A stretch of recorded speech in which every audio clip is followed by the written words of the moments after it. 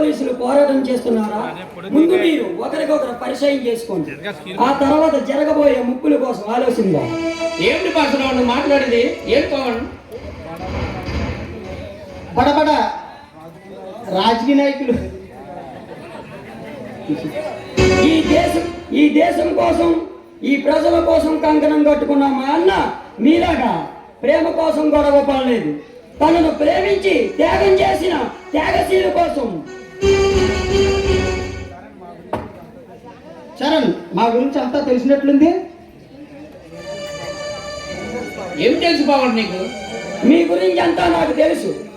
రాజా హత్య కేసులో ఇంటర్వ్యూషన్ చేస్తున్న సిబిఐ శరణన్ గారి పరశురాం ఈ సిటీ బస్టిన కమిషనర్ అని కూడా తెలుసు. రోజాకి బావ. రోజా ఎవరా కాదు, మా రాధా పెళ్లి చేసుకున్న రాధా చెల్లెలు. సారీ సార్, ఎవరో తెలియక అలా మాట్లాడండి. దానికి సారీ అవసరం లేదు మిస్టర్ పరశురాం.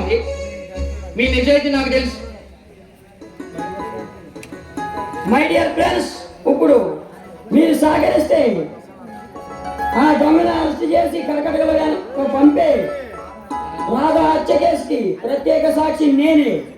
వాడి తమ్ముడు రమేష్ అనే వాడిని చంపాడు. దానికి కూడా సాక్షి నేనే చెబుతాను. మీలాంటి యువకులు మా సహకరిస్తే వాళ్ళందరినీ అరెస్ట్ చేసి రోడ్డు మీద నడిపించుకుంటూ తీసుకొస్తాను. ఆ టైగర్ కేసు ఫైనల్కి వచ్చింది. త్వరలో వాడిని అరెస్ట్ చేస్తా.